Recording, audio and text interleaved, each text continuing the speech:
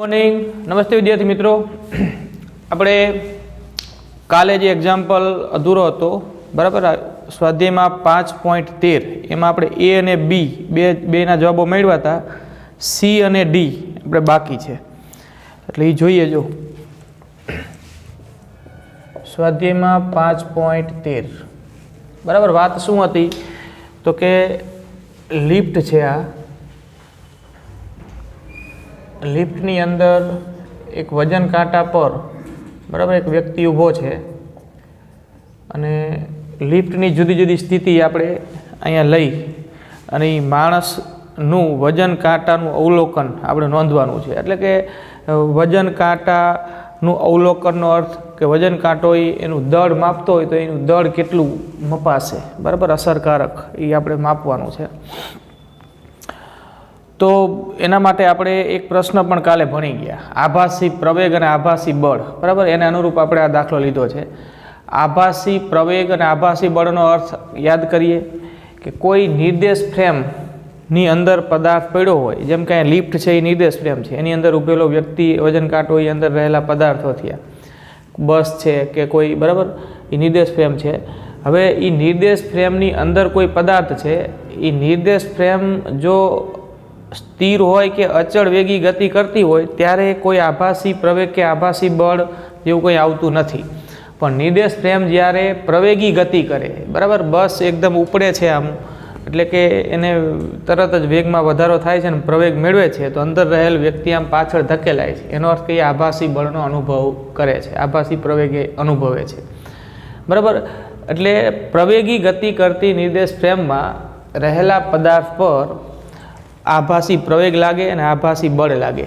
કઈ દિશામાં લાગે તો કે નિર્દેશ ફ્રેમના પ્રવેગની વિરુદ્ધ દિશામાં લાગે બરાબર આપણે જાણીએ છીએ કે જેટલો પ્રવેગ નિર્દેશ ફ્રેમનો એટલો જ મૂલ્યનો પ્રવેગ એની વિરુદ્ધ દિશામાં અંદર રહેલા પદાર્થ પર આભાસી પ્રવેગ તરીકે હોય અને આભાસી પ્રવેગને એ પદાર્થના દળ સાથે ગુણી દો એ પદાર્થ પર લાગતું આભાસી બળ કહેવાય એફ બરાબર એમ એ અનુસાર બરાબર આપણે બે કિસ્સાઓ જોઈ ગયા હતા ત્રીજો કિસ્સો જોઈએ કે લિફ્ટ ઉધ્વ દિશામાં 5 મીટર પર સેકન્ડ સ્ક્વેરના નિયમિત પ્રવેગથી ગતિ કરે છે બરાબર બી ઓપ્શનમાં આપણે લિફ્ટ અધ્વ દિશામાં 5 મીટર પર સેકન્ડના નિયમિત પ્રવેગથી ગતિ કરતી હતી અને આ સીમાં લિફ્ટ ઉધ્વ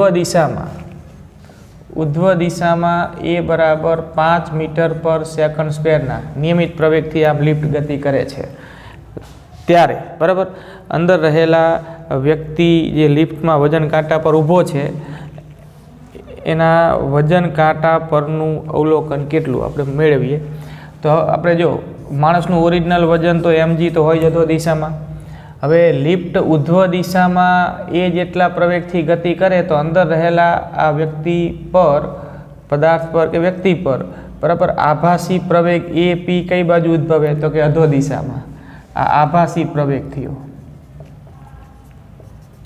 આભાસી પ્રવેગ હવે આભાસી પ્રવેગને અનુરૂપ અધો દિશામાં બળ પણ લાગે એમ એપી એ માણસનું દળ એમ હોય તો એમ સાથે એપી ગુણી નાખો તો એમ એપી જેટલું એની પર આભાસી બળ લાગે તો ટૂંકમાં માણસનું અસરકારક વજન આપણે શોધીએ પહેલાં માણસનું અસરકારક વજન કેટલું થશે તો કે આ બે એક દિશામાં આવ્યા ને એટલે એમ એ પી પ્લસ એમ જી બેનો સરવાળો થાય આગળના કિસ્સામાં વિરુદ્ધ દિશામાં હતા એટલે બાદબાકી થઈ હતી આ એક જ દિશામાં હતી એટલે એમ એ પી પ્લસ એમ જી થશે એમ લઈ લો કોમન તો એ પી પ્લસ જી હવે દળ આપણને આપેલું છે માણસનું 70 કિલોગ્રામ એપી બરાબર એપી એટલે જેટલો પ્રવેગ લિફ્ટનો એટલા જ મૂલ્યનો પ્રવેગ આભાસી પ્રવેગ હોય એપી પણ લિફ્ટના પ્રવેગની વિરુદ્ધ હોય બરાબર એટલે એપીના સ્થાને પણ 5 જ આવશે કેમ કે એ બરાબર એપી મૂલ્ય સરખા હોય દિશા વિરુદ્ધ મૂલ્ય સરખા જી 10 લઈ લઈએ બરાબર 70 ગુણ્યા 15 એટલે તમે ગુણાકાર કરશો એટલા ન્યૂટન આવે એ માણસનું અસરકારક વજન બરાબર આ ત્રીજા કિસ્સામાં ગણતરી કરી જો એટલે એ આવશે 1050 ન્યૂટન. 1050 ન્યૂટન એનું અસરકારક વજન થયું. તો માણસનું અસરકારક વજન પરથી એનું આપણે દળે શોધી શકીએ, બરાબર. એટલે આપણે કિલોગ્રામમાં દળ શોધવું હોય તો આ રીતે જો, હવે એફ બરાબર ma, એફ બરાબર mg, એફ બરાબર mg આ સૂત્ર છે. તો દળ બરાબર અસરકારક વજન, આ એફ અસરકારક વજન કહીએ આપણે એફ, તો એફ છેદમાં જી. હવે એફ 1050 અને જી કેટલું 10, તો આ 0 નીકળી જાય તો 105 કિલોગ્રામ થાય, બરાબર. એમ ડેશ નામ આપો ને, એમ એટલે તો માણસનું દળ છે 70 કિલોગ્રામ, બરાબર. એટલે અસરકારક વજન એફ આ પ્રમાણે આપણને મળી ગયું, એફ બરાબર MAP પ્લસ mg પરથી. હવે અસરકારક વજનને અનુરૂપ અસરકારક દળ એમ ડેશ હોય તો એફ બરાબર એમ ડેશ જી, તો એમ ડેશ જી બરાબર એફ છેદમાં જી. એફ 1050 ન્યૂટન છે અને 1050 છેદમાં જીનું મૂલ્ય 10 એટલે 105 કિલોગ્રામ થાય, બરાબર. આ ત્રીજા કિસ્સામાં આ રીતે થશે.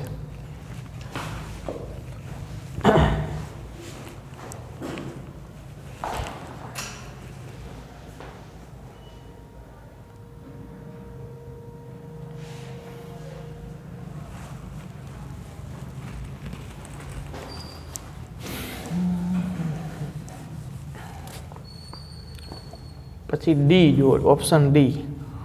લિફ્ટની યંત્ર રચના નિષ્ફળ જાય છે અને લિફ્ટ સપાટાભેર ગુરુત્વાકર્ષણની અસર નીચે મુક્ત પતન કરે છે.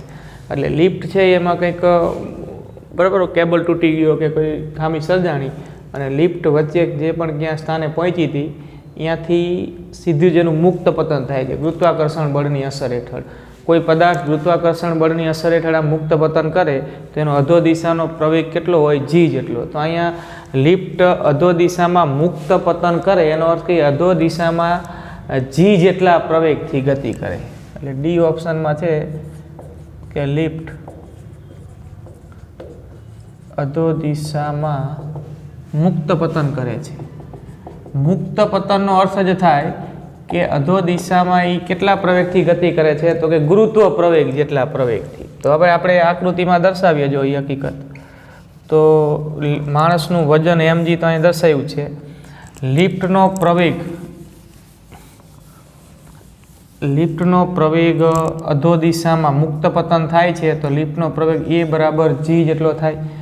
તો પછી એનો આભાસી પ્રવેગ AP પણ g જેટલા જ મૂલ્યનું એની વિરુદ્ધ દિશામાં થાય. આભાસી પ્રવેગ આમ ઉધ્વ દિશામાં, તો પછી આભાસી બળ એ આમ ઉધ્વ દિશામાં માણસ પર MAP અને AP બરાબર તો G અને A બરાબર એ G છે. તો માણસનું અસરકારક વજન ગણીએ આપણે તો અહીંયા દિશા વિરુદ્ધ છે જો, બરાબર. લિફ્ટ અધો દિશામાં G જેટલા પ્રવેગથી ગતિમાં આવે એટલે લિફ્ટનો પ્રવેગ અધો દિશામાં G જેટલો, તો માણસ પર આભાસી પ્રવેગ G જેટલો ઉધ્વ દિશામાં. એટલે અહીંયા માણસનું ઓરિજિનલ વજન અને એની પર લાગતું આભાસી બળ બે પરસ્પર વિરુદ્ધ આવે.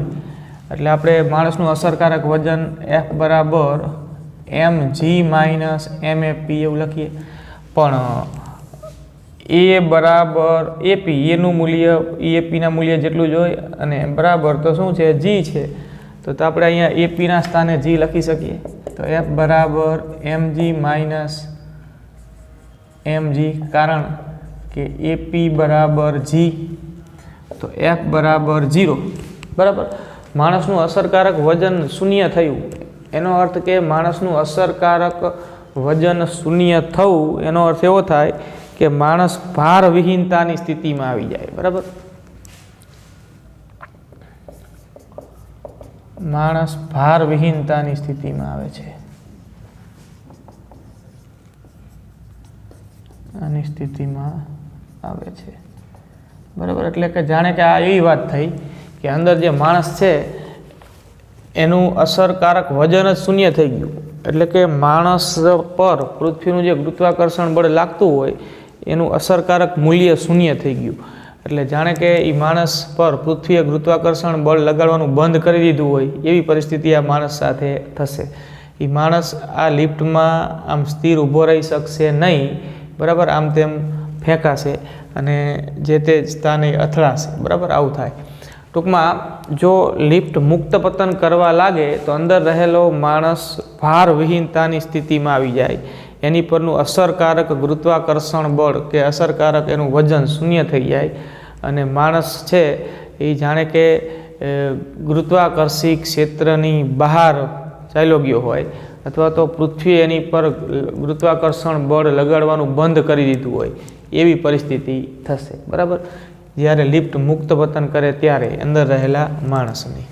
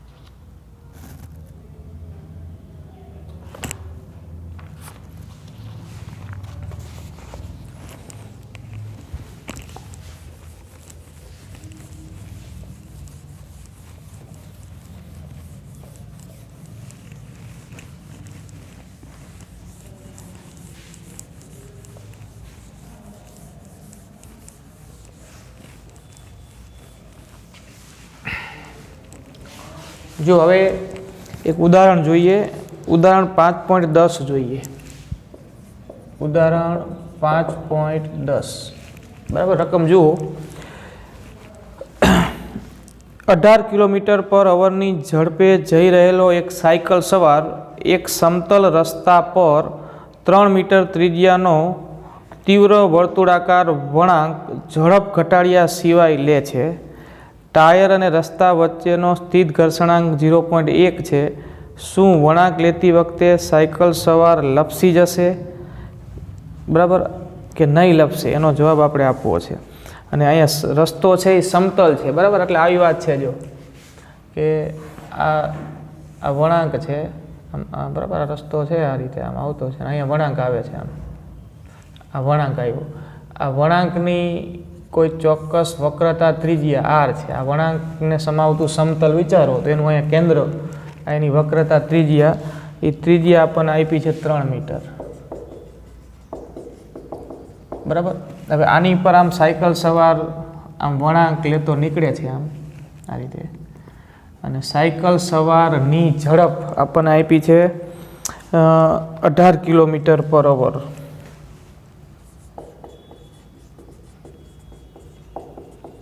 સાયકલ સવારની ઝડપ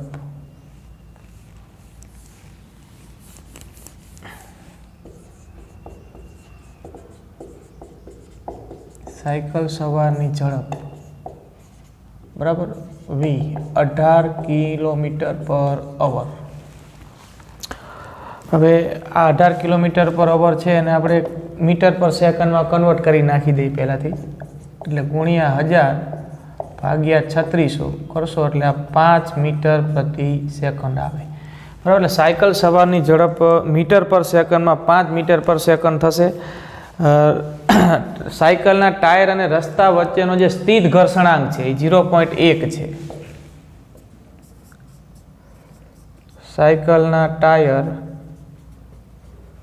અને રસ્તા વચ્ચેનો સ્થિત ઘર્ષણાંક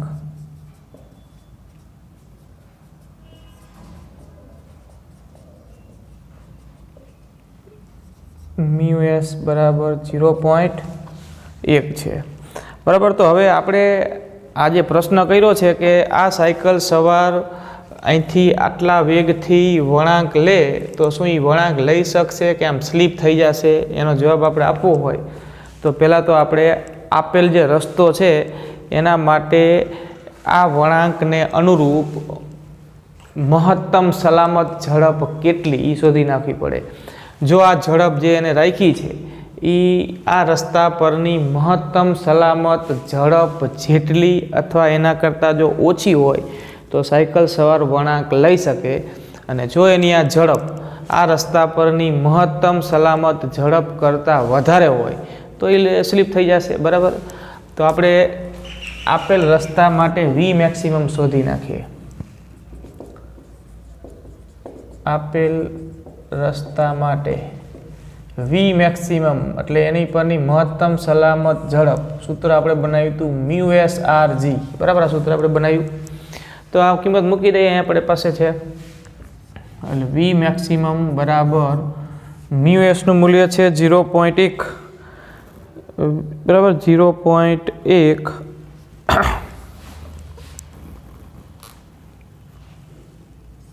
0.1 આરનું મૂલ્ય છે 3 મીટર અને જી આપણે 9.8 લઈ લો કે 10. બરાબર, 9.8 કે 10 જે તમને આપ્યું લઈ લેવાનું.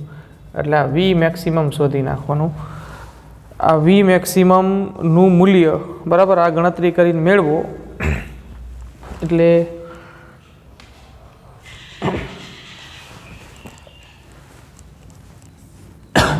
આ મૂલ્ય મેળવો. જો આ મૂલ્ય આ વી કરતા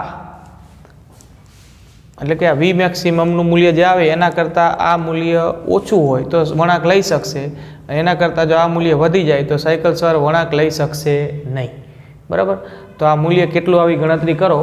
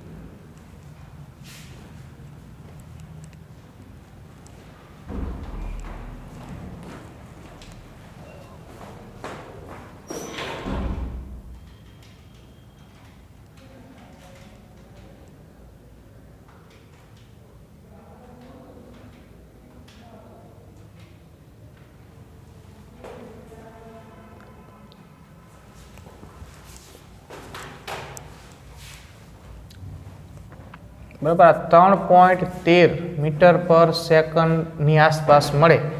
ગણતરી કરી જુઓ તમે. બરાબર, ટૂંકમાં આ જે આવે આનું આ ઘણું ગુણાકાર કરો, વર્ગમૂળ કાઢો તો એ મૂલ્ય 3.13ની આસપાસ મળશે. હવે તમે વિચારો જો કે અહીંયા તો વી મેક્સિમમનું મૂલ્ય એ વીના મૂલ્ય કરતાં ઓછું છે. એનો અર્થ કે આપેલ સાયકલ સવાર આ રસ્તા પર વધુમાં વધુ આટલી ઝડપ રાખી શકે. આટલી ઝડપ, આના કરતાં ઝડપ વધારી શકે નહીં. જો ઝડપ આના કરતાં વધે તો એ સ્લીપ થઈ જાય. તો એને તો વળાંક લેતી વખતે ઝડપ કેટલી રાખી છે તો કે 5 મીટર પર સેકન્ડ, જે આના કરતાં વધારે છે. એનો અર્થ કે અહીંયા સાયકલ સવાર જે છે એ વળાંક લેતી વખતે આમ બહાર તરફ સ્લીપ થઈ જશે. આપણે માહિતી આપીએ જો કે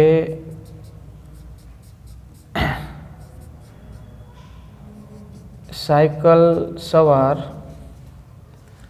માટે વી લેસ ધેન વી મેક્સિમમ થવું જોઈએ. બરાબર, તો એ વળાંક લઈ શકે. તો તે વળાંક લઈ શકે. વી લેસ ધેન એટલે કે એનું ઝડપનું મૂલ્ય મહત્તમ સલામત ઝડપ કરતાં ઓછું અથવા તો એના જેટલી છેલ્લે. બરાબર, V less than or equal to V maximum હોવું જોઈએ તો એ વળાંક લઈ શકે. પણ અહીંયા તો આ મૂલ્યો ચેક કરો તો અહીંયા તો થાય છે જ્યારે V maximum greater than V થાય છે આ ગણતરીને અંતે તો. બરાબર, જો V maximum sorry V greater than V maximum થાય છે. બરાબર, વીનું મૂલ્ય એ વી મેક્સિમમના મૂલ્ય કરતાં વધી જાય છે માટે, બરાબર, સીધી વાત છે કે વધુમાં વધુ આટલી ઝડપ રાખી શકાય, આના કરતાં વધારે ઝડપ રાખો તો સ્લીપ થઈ જવાય. તો એની જે ઝડપ રાખી છે વી, એ આ વી મેક્સિમમ કરતાં વધારે છે માટે સાયકલ સવાર સ્લીપ થઈ જશે.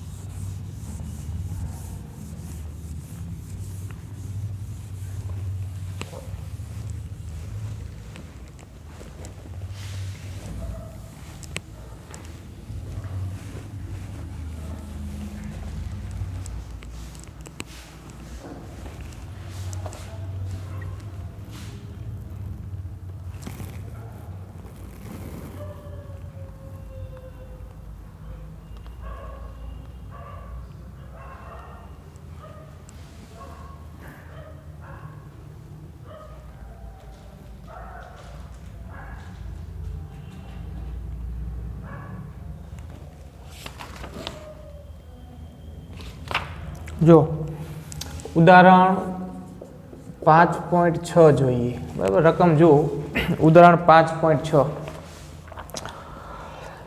આકૃતિ તમને આપેલી છે કે આકૃતિમાં આવો એક છત પરથી, બરાબર, આ એક છત છે, છત પરથી 6 કિલોગ્રામ દળને છત પરથી 2 મીટર લંબાઈના દોરડા વડે લટકાવેલ છે, બરાબર. એટલે કુલ 2 મીટર લંબાઈનું દોરડું છે, એના પરથી એક બ્લોકને આમ લટકાવેલો છે,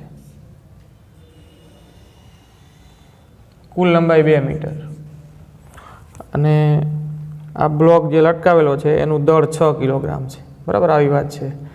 એમ બરાબર 6 કિલોગ્રામ. હવે એમ કીધું છે કે દોરડાના મધ્ય બિંદુ પીએ 50 ન્યૂટનનું એક બળ સમક્ષિતિજ દિશામાં લગાડવામાં આવે છે. એટલે પછીની સ્થિતિ આવી થાય છે કે દોરડાનું આ જે મધ્ય બિંદુ થાય, બરાબર, અહીંથી 1 મીટર થાય ને અહીંથી 1 મીટર થાય, એની પર આમ સમક્ષિતિજ દિશામાં આ પૃથ્વીની આમ આ દિશા સમક્ષિતિજ થઈ, સમક્ષિતિજ દિશામાં 50 ન્યૂટનનું બળ લગાડવામાં આવે છે. હવે અહીંથી તમે આમ 50 ન્યૂટન બળથી આમ આવી રીતે આમ બળ લગાડો એટલે આમ ત્રાસી થશે દોરી, તો પછીની સ્થિતિમાં પરિસ્થિતિ આવી થાય, બરાબર, વચ્ચેથી એક્ઝેક્ટ વચ્ચેથી આમ 50 ન્યૂટનનું બળ લગાડ્યું. આ સ્થિતિ હતી ત્યારે અહીંયા અધો દિશામાં એનું વજન હતું, દોરીમાં એનું તણાવ હતું, પણ એ બળ લગાડ્યા બાદ હવે આવી પરિસ્થિતિ થાય, બરાબર. આમ તમે 50 ન્યૂટનનું બળ લગાડ્યું આ રીવા આ મધ્ય બિંદુ, અને બાકીનો ભાગ તો આમ જ રહેશે, આવી વાત થાય, બરાબર. તો પ્રશ્ન છે કે સંતુલન સ્થિતિમાં દોરડું ઉધ્વ દિશા સાથે કેટલો ખૂણો બનાવશે? સંતુલન સ્થિતિમાં દોરડું ઉધ્વ દિશા સાથે કેટલો ખૂણો બનાવશે? એટલે આ રીવા આ ખૂણો શોધવાનો છે, બરાબર. સંતુલન સ્થિતિમાં આ ઉધ્વ દિશા સાથે આ દોરડું આ બાંધેલું છે એમ કેટલો ખૂણો બનાવશે? ધારો કે કેટલો ખૂણો બનાવે છે? થીટા, બરાબર. આપણે શોધવાનું છે સંતુલન સ્થિતિમાં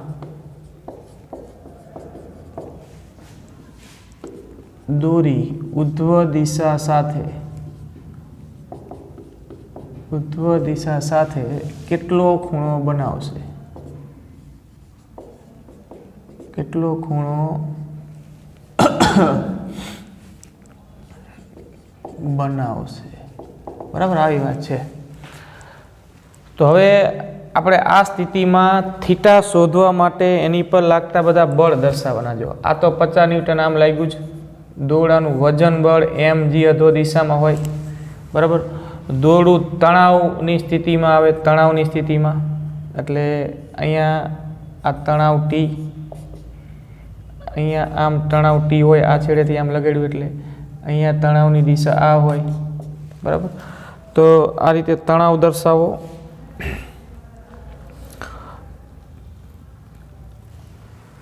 આ અહીંથી બળ લગાડ્યું ને એટલે આ બે ભાગ પડી ગયા કહેવાય. અહીંયા તણાવની સ્થિતિ બદલાઈ જાય. બરાબર, આ તણાવને આપણે T2 કહી દઈએ અને આ તણાવને T1 કહી દઈએ.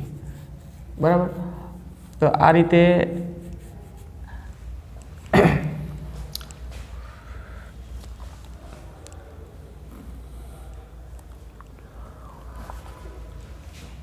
બરાબર. તો હવે તમે વિચારી શકો છો કે આપણે આ થીટા શોધવું છે. તો થીટા શોધવા માટે આ જ્યાં સુધી આ 50 ન્યૂટનનું બળ નહોતું લાગ્યું ત્યારની વાત કરો તો ત્યારે અહીંયા લાગતા બળ દર્શાવો. તો આ mg થયું, આ દોરીમાં ઉદ્ભવતું તણાવ થયું.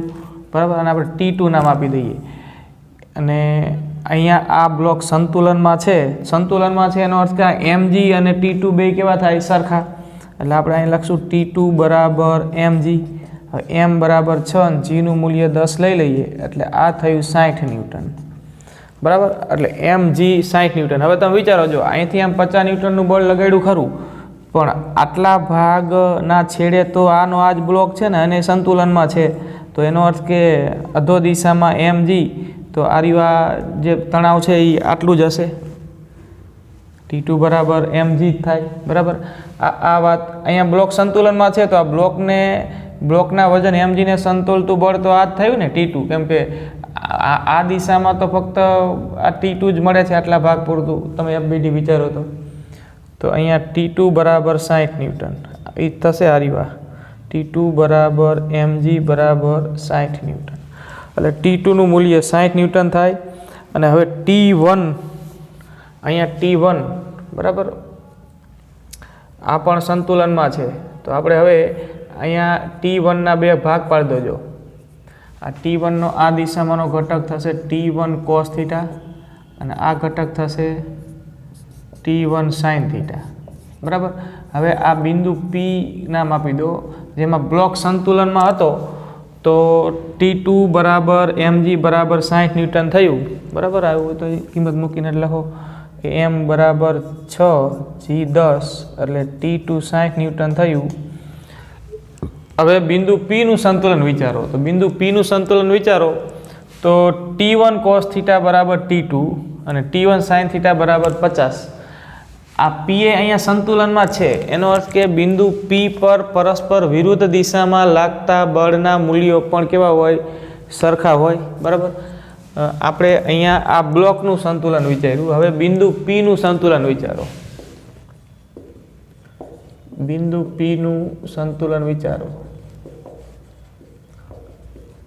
તો બિંદુ P નું સંતુલન વિચારો તો જો P પર આમ લાગતું બળ T1 cos θ ને એની વિરુદ્ધ દિશાનું બળ T2. T1 cos θ બરાબર T2. T1 sin θ બરાબર 50. T1 sin θ બરાબર 50 ન્યૂટન. આ સમીકરણ 1 અને 2. હવે 2 અને 1 નો ગુણોત્તર લઈ લો. 2 અને 1 નો ગુણોત્તર. બરાબર, તો આવું થાય. જો T1 sin θ છેદમાં T1 cos θ બરાબર 50 છેદમાં T2. હવે આ T1 cancel, T1 cancel. Sine છેદમાં કોસ એટલે tan θ અને આ 50 તો છે જ ને. T2નું મૂલ્ય કેટલું? તો કે 60. એટલે આ 60 એટલે tan θ બરાબર 5/6 આવું મળે. આના પરથી આપણને θ મળી જવાનું.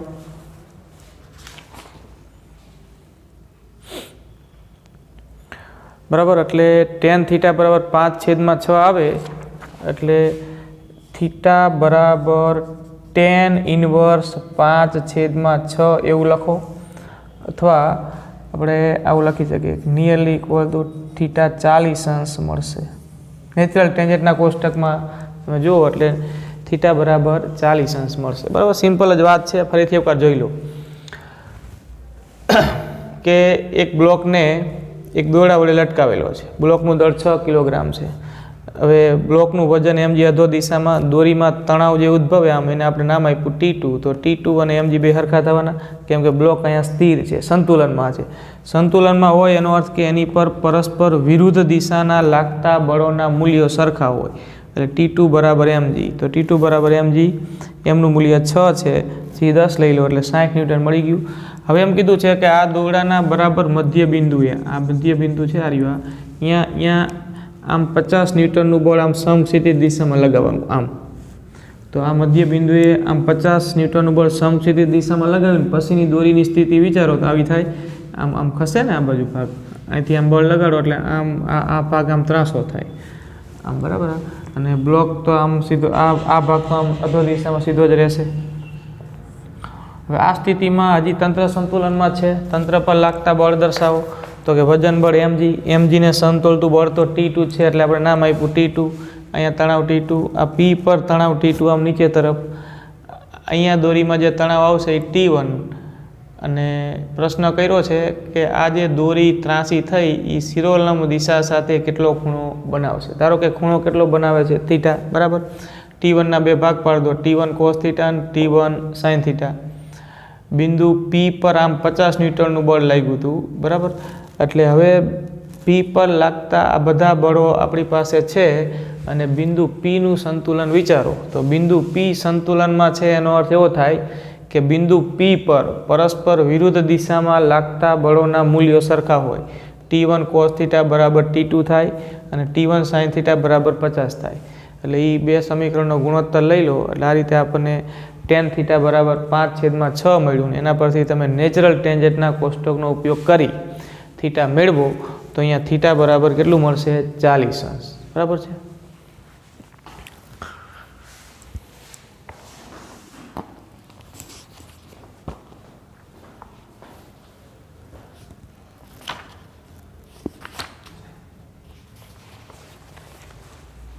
કેટલું હતું?